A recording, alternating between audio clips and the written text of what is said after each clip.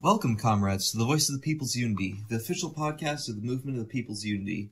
I'm your host, Jack, and joining me today is Otto, who is a member of the Swedish Communist Party, as well as the European Initiative of Communist and Workers' Parties. Say hello, Otto. Hello. And joining us today is also fellow MPU comrade, Kaname Suzaku. Yeah. All right. We'll be moving right on. Otto, why don't you tell us why you're here? I'm here to speak, or talk, I should say, about the elections to the European Parliament that is coming up a little less than 1 month. Yeah, so we'll be going into what role communist parties should play, how communists should, in general, I think, interact with bourgeois elections. So where do you want to start off? All right. Yeah, I just read the first point. Point 1. The question of participating in elections under capitalism. When do we participate? When do we not? Why do we participate? Yeah, I think that we should participate under certain circumstances, of course. A boycott would be preferable in some cases. For example, if we cannot elect who to vote for example, if a communist party is banned, then a boycott could show the system. We can expose the system. We can vote for a communist party if we are allowed to, participate. Then we can use that momentum when people are interested in politics to present an alternative to capitalism. So, what do you guys think? I think I agree with what you're saying. I think that bourgeois elections, if nothing else, assuming communists aren't banned from running, they at very least give us a platform and they can introduce more people to our ideas. And then, of course, should any communists get elected into whatever position, that only strengthens our position and it gives us an opportunity to push the Overton window farther left, as well as to, like I said, not only platform ideas, but influence policy if enough communists are elected, influence policies in ways that weaken the imperialist powers. Just even adding, say, one more communist member or, say, 5 more communist members to the legislature might help make crucial votes against, say, foreign wars or such. Kaname, what's your opinion? I would largely agree with that, to run an election to get our name out there. And mainly, our main job to be is to expose why the system doesn't work. Like, talk about general things that people already know about, like how wages are being cut or how austerity is taking place or how we keep fighting wars. But if one of our members get elected to parliament, I fear that it might give, the average person a false hope that things can be changed from inside the system. So we'll have to be careful about that. Yeah, we do have to be careful not to give bourgeois elections undue legitimacy. But at the same time, it is important to get our platform out there. So I just think that's good praxis, personally. All right. Do we have any more to say on that point, or do you want to move on? I think that was a great point. We can't give the working class any illusions that the system works if we gain a seat in a parliament. So we have to be absolutely clear that make a capitalist society socialist by being in the parliament. But it's a very good platform, and previously elections, and we got new members. People are like some knowledge about socialism and communism, and not like this old Cold War to communists. So it's very good and it's very effective, at least here in Sweden. Very important not to give illusions to the working class. Absolutely. All right, next topic. Otto, if you want to start off. Yeah. Point number 2. The role of communists elected into parliament assemblies, and should communists act? And I think the main purpose would be to expose the system and weaken the system from within. Confidence of the people in the state and capitalism, not to give any illusions about we can turn this into a great welfare state. That's a big problem here in Scandinavia. I think part of the world think that like social democracy works and that. So yeah, be exposed the system and weaken it from within. Playing the part of exposing the system is one of the greatest aspects of having a communist party within the legislature, especially if, say, when the issue of, like, I like the example of, say, if a parliament or say Congress is about to vote for new sanctions on socialist country, to vote for more foreign wars, to vote for more austerity. It gives the communists a platform to lead the charge against these horrendous policies, not in a way that we legitimize the legislative body that we're in, but in a way that gives us a position to call out and expose exactly what's happened. Also, when we do that, when we expose the system, it'd be good to talk about why this happens. Like, a lot of people think that it's a bad person that got elected and we need to get that one good guy that actually votes for us. But this capitalist system itself it creates those people, or else the economic system would crash entirely if it didn't. So we have to expose, like, it's the workings of the system in which we live under, which influences these policies.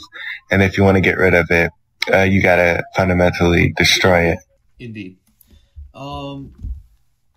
The only thing I think I can add to that, when you do get communist parties into power, you begin to see reactionaries truly begin to squeal and try to gain support of their own. And when they form in reaction to communists in parliament, when they call for the removal of the communists from the legislature, it really exposes them as the anti-democratic forces that they are. Hoxha wrote a book called Eurocommunism is Anti-Communism. I'm not a big fan of his, but that book is really good in showing how parliaments destroyed the communist movement. So I just want to say it's a great read if you ever get the chance. All right. Number 3. The European Union within the imperialist system. What is the main objectives of the European Union? The European Union started as a union for the iron trade, but then it grew larger. I'm not super good at the history, but as it is now, it's like a neoliberal union between all of Europe. I think Norway and Switzerland is the only exception. But the main objective is like free trade between all the countries and free movement of labor, counterweight to the US or Russia or China or whatever imperialist there are. And like when the Soviet bloc fell, the European Union was very quick to like become friends with the eastern states, Poland, for example, into this new imperialist coalition. And Sweden took like Estonia, Lithuania, for example, their forests. So it's like 2 Swedish guys owning all the forests over there for wood export. I got a little off topic maybe, but do you got any questions about? So do you think it'd be accurate to describe the European Union as sort of a, what originally started as a, I don't want to say trade cartel, but it was originally just supposed to be a organization to facilitate easier iron trading in particular, and it just kept growing and growing until it eventually constituted the primary body for allowing trade throughout Europe. So that's pretty much the accurate description of it, right? It really gained momentum after the Second World War. I think then was like a big boom for them. Yeah, I think that the EU is like another imperialist power within itself. Like, you see like main like imperialist nations such as Britain, France, and I think Germany control like the rest of Europe pretty much. Like, they destroyed the economy of Greece and other Eastern European nations after the collapse of the Soviet Union. And now they're like doing loans similar to the IMF and World Bank, like other smaller nations.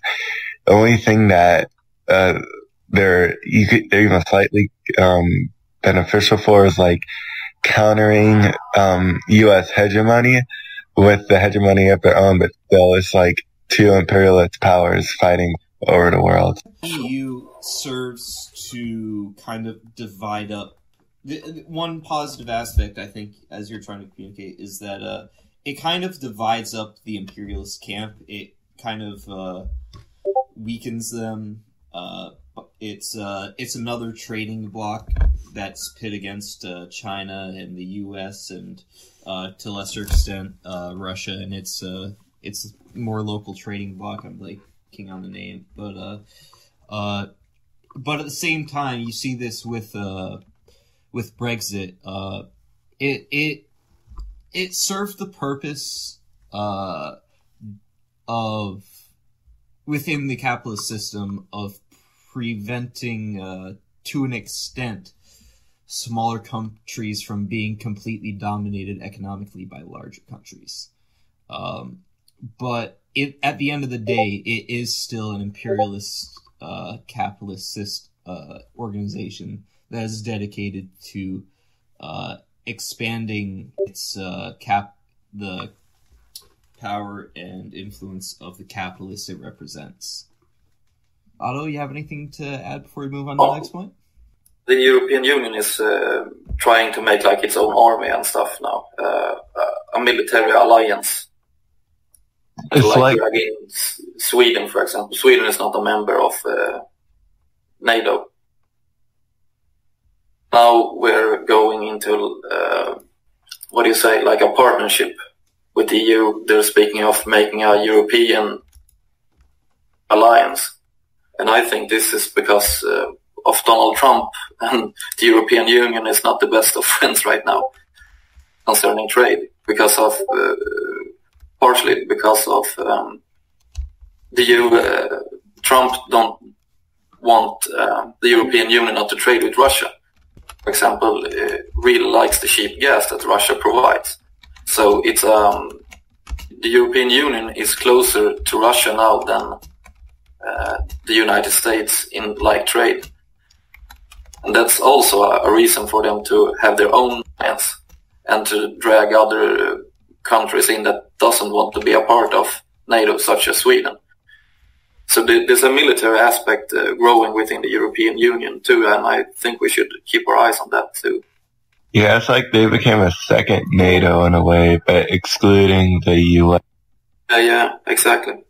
The creation of a European like a EU army, which is kind of starting to form, as you said, it would have several interesting effects. The first and foremost would be breaking European dependence on the perceived need for having America for protection.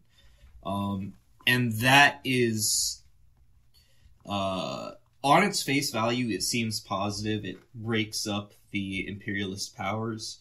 but it also might encourage the European Union to build up their military quite substantially, and this would very much hamper the effectiveness of any revolution, especially because if you have a single EU army, then say if you have revolution in country A, now they're not fighting against soldiers from their own country who might sympathize with them.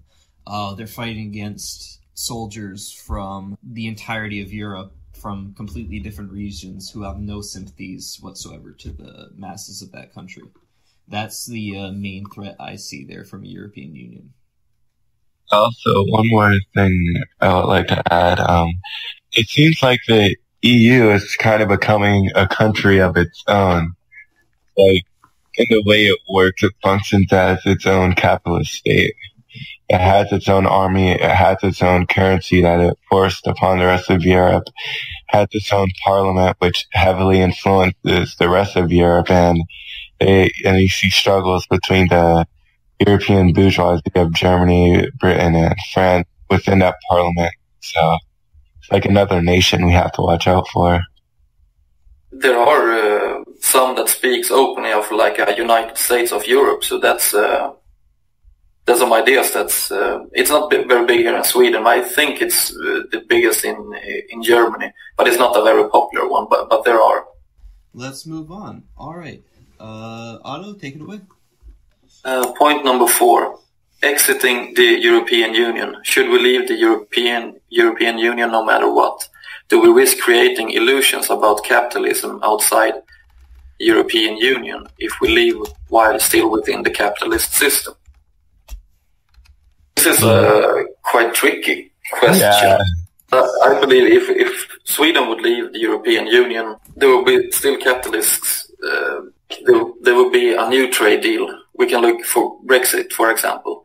They are talking now about the European Union. So the capitalists will find new ways to not lose profit. So in the end, I don't think an exit from the European Union will do anything really. And I would think it will give illusions that now we're independent from the European Union, but we aren't. I mean, the European Union, as we stated, it's an imperialist power now. So they will still be dominating Sweden, for example. And this is really hard to talk about when we're in the streets talking to people. This idea that, yeah, it's a European Union that runs Sweden. But that's not true. It's capitalists that run Sweden, no matter what. I think, like I said before, the biggest problem with just immediately any country just on its own leaving the EU is that it leaves that country vulnerable to not only the EU itself in terms of having to redo its trade deals in ways that will most probably be less than favorable to them because the EU has more leverage, but it leaves them more vulnerable to bad trade deals with other, exploitative trade deals with other powers, such as the US, such as China, such as India.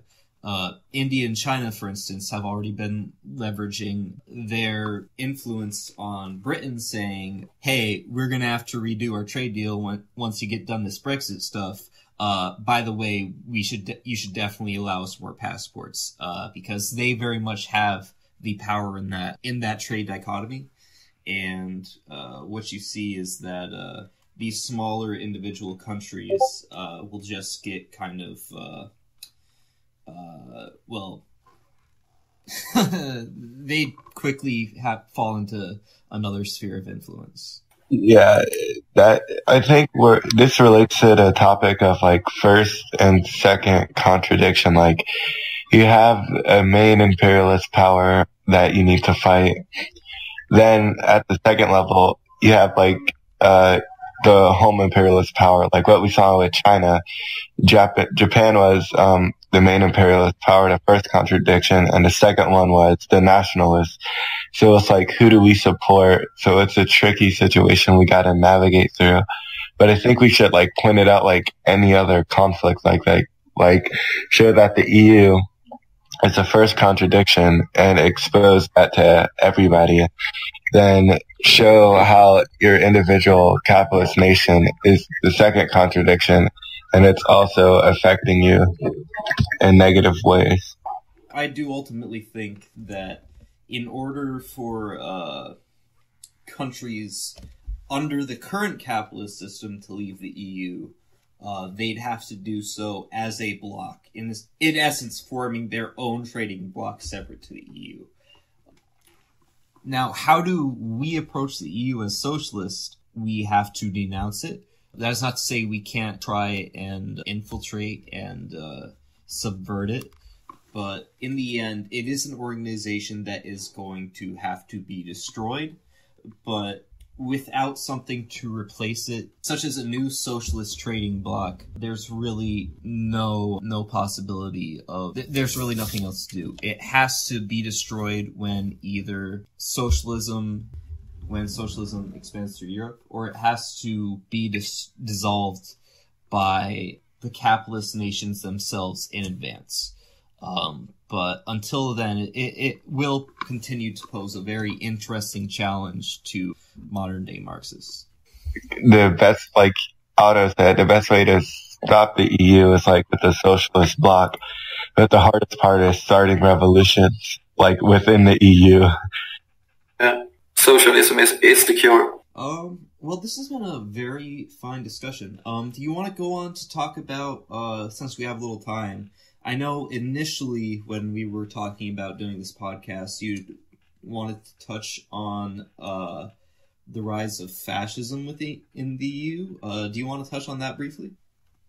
In the eastern part of Europe, there's a big rise of fascist parties. Yeah. It's very concerning. It's gaining some momentum here in Sweden too. We got Nazis is starting to march the streets, and that's quite, to say the least. And we got the neo-fascist party as well. So we got like traditional fascism. We got and Nazis simultaneously. So it's definitely gaining.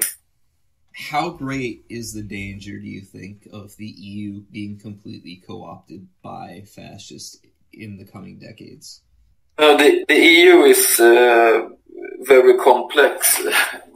But what you can do in the European Union with like the parliament is really nothing. Because it's not the parliament that makes the decision. They can only vote yes or no, but they can't make propositions.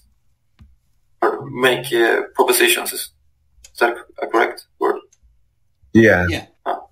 Yeah, so the parliament in the European Union doesn't really do anything. So even if the parliament becomes 100% fascist, it's the nations who makes the propositions for them to vote for. So in that case, it doesn't really matter. I'm more concerned about getting deceived by... Yeah. Every nation sends like one minister to, I think the English word will be a Congress. Yeah. Congress, Parliament, either one. But this is like one step above the Parliament. Oh. So every nation sends one representative, sends not the people. And they make like the propositions that the Parliament that's elected by the people in every country gets to vote on. They vote for cannot make a proposition or no on other. Okay. Also, about the fascists, because like capitalism, neoliberalism isn't a good block for fascism. It just like allows it to happen and sometimes even support it.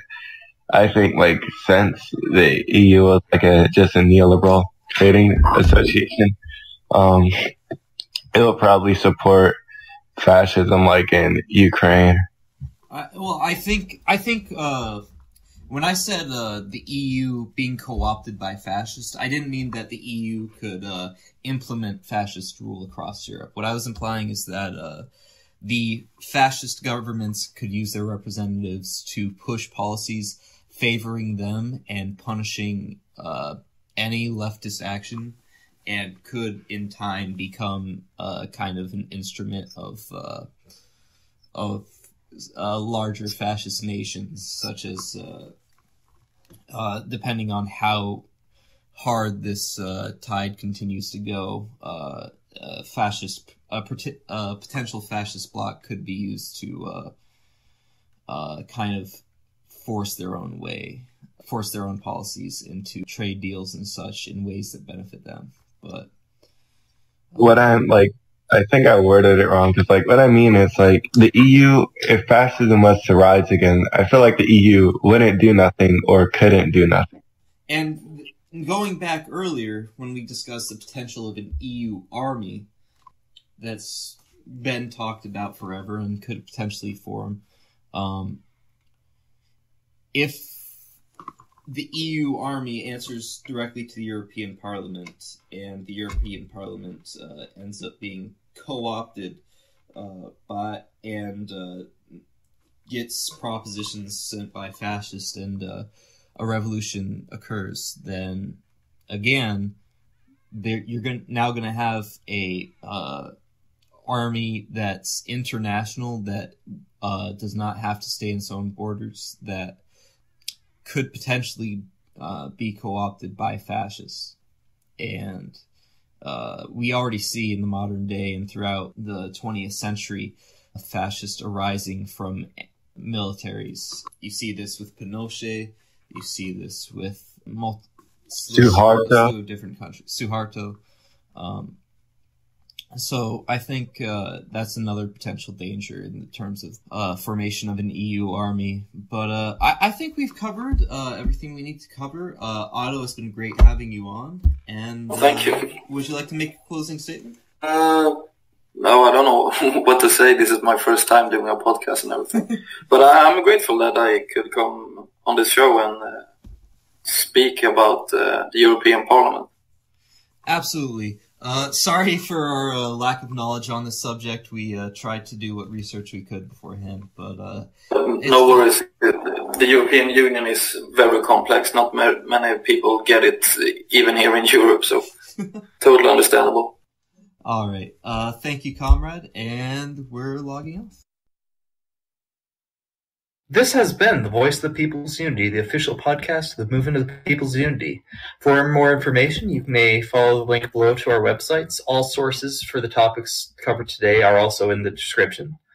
If you have more questions related to Marxist-Leninism, we have a host of associated YouTube channels as well as our own videos.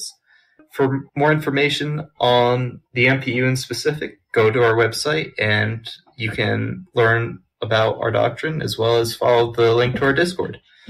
Thank you all for listening.